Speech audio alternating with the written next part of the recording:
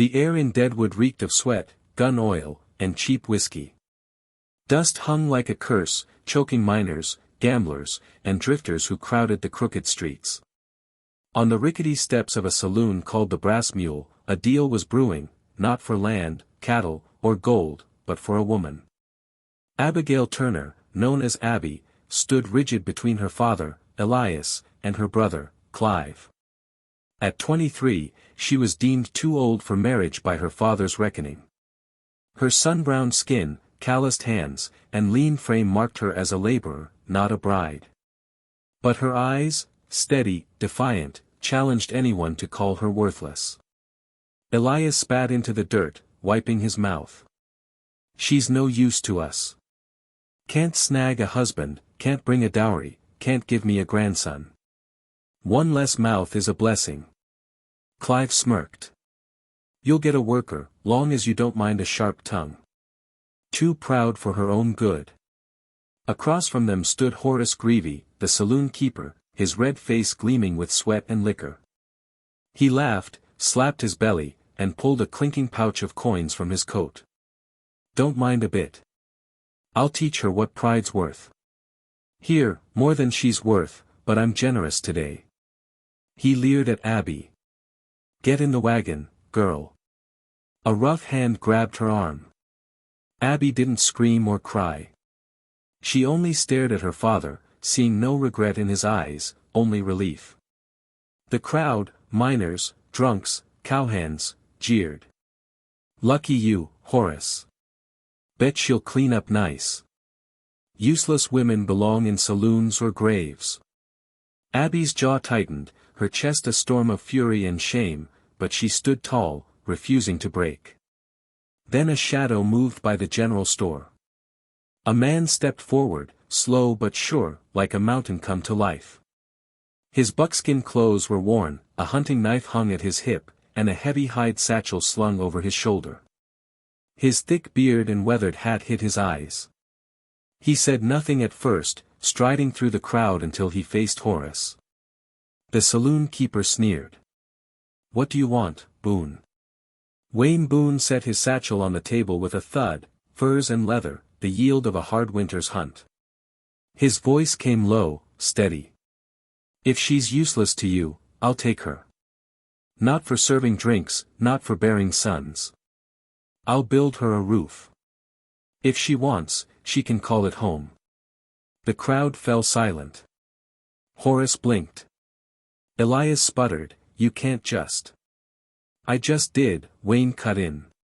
He turned to Abby, his shadowed eyes not cruel, not hungry, but holding something rare, permission. "You can walk away if you want," he said softly, "just for her. But if you'd rather leave with me, I'll see you're never treated like property again." Abby's breath caught, her heart pounding. For the first time that day, the suffocating weight lifted slightly. She nodded. Wayne turned, and she followed, leaving the wagon, the crowd, and her family behind. No one stopped them, not Elias, not Clive, not Horace. Deadwood watched, unsure if this was a rescue or a rebellion. The trail out of town snaked into the Black Hills. Wayne's boots crunched gravel, while Abby rode a stubborn pack mule, gripping the saddle tightly. She braced for a harsh word, a grab, a demand, but Wayne said nothing. Hours passed, the town's clamor fading, replaced by birdsong and thick pines. Fear and relief tangled inside her. At midday, Wayne stopped by a stream, dipped a tin cup, and offered it. "Drink," he said. She hesitated. He didn't press. She sipped, the cold water cutting through the dust in her throat. He drank only after she finished. That night, they reached a clearing with a half-built log frame, its roof a patchwork of canvas and branches. A blackened fire pit sat at the center. Wayne looked at her in the dying light. "This ain't comfort. Not safety. Not yet. But there's room for a cabin. Stay tonight, and tomorrow we start building. Or at first light, I'll take you back." Abby's voice cracked. "Why give me a choice? Because it's yours, he said. No man had ever spoken to her like that. She sat by the fire, wrapped in his oversized coat. He served her beans and jerky before eating, then carried his bedroll to the lean-to. Sleep inside, he said. Canvas leaks, but it'll hold. You're not, she stopped. I'll be out here, he said. For the first time, Abby slept without fear. Summer stretched over the mountains. Abby woke to pine and birdsong, her hands hardening with work, splitting wood, hauling stones, mixing mud. Wayne worked quietly, teaching her to brace beams and seal cracks. His silence wasn't cruel, it gave her space to breathe. At night, he served her first, then slept outside.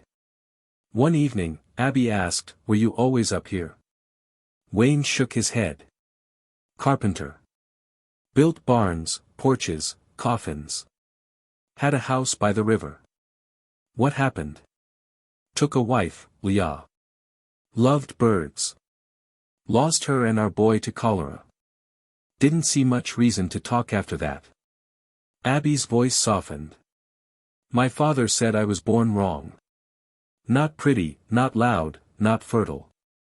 Burned my mother's Bible pages. Said no man wants a wife who reads better than him. Wayne stirred the fire.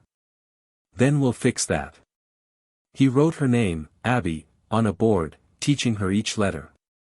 Her trembling fingers copied them, clutching the board like treasure. By the third week, the cabin had strong walls and a rain-tight roof. Abby planted wildflowers, feeling something like joy. She wasn't a burden. She was building something lasting. But the West was unkind. Hooves broke the silence one afternoon. Elias and Clive appeared, faces twisted with scorn. Elias dismounted. Look at this dump. Knew you'd crawl into dirt, girl. Wayne stepped forward, axe in hand. You're not welcome. She's my daughter, Elias barked. You think you get to decide? She's not property, Wayne said. Clive spat. She's a debt. A rich miner in Helena's offering 10 cattle for a wife. We're collecting. If she wants to go, she can, Wayne said. I won't stop her. Elias sneered. You think she's your wife now? I think she's a person, Wayne replied. Abby's legs trembled, but she stepped outside, chin high. I'm not going. Elias blinked. Excuse me. I'm not for sale, she said, voice clear. You didn't raise me. You tolerated me for profit. The gathered trappers and valley folk watched. Elias's bravado cracked. You'll regret this. Maybe, Abby said. But it's my regret. Elias cursed and rode off, Clive glaring before following. Abby exhaled, standing tall. She had chosen. Winter came early, snow clinging to the pines. Wayne hunted, but game was scarce. One night, he stumbled back, blood soaking his shirt. Elk antler. Just a graze, he grunted. But the wound was deep. Abby pressed rags to it, hands shaking. For days, she became the cabin's strength, splitting wood, hauling water, mending clothes, cleaning his wound. She read her few words to him at night. Villagers whispered she'd die, but she stayed. One night, stitching his bandage, she heard Wayne murmur, "You're stronger than this mountain." Tears welled. Why? I've seen storms split trees, but not you. Her shoulders shook with sobs. Someone had called her strong. Wayne's hand closed gently over hers, the fire warming more than the room. Spring brought melting snow and blooming wildflowers. Wayne recovered, and the cabin stood solid. One afternoon, 3 prospectors arrived. Their leader, Lyle, offered Abby a folded paper. We need someone to read receipts, keep ledgers. Pays fair. A real job. That night, Abby stared at the offer. Wayne placed a carved map beside her. If you want to go, this'll guide you. Easiest trail after snowmelt. You're not stopping me. You're not mine to keep. 2 mornings later, Lyle's wagon arrived. You ready, miss? Abby clutched the map and offer, then shook her head. I'm home. She returned the map to Wayne, smiling. Don't need it.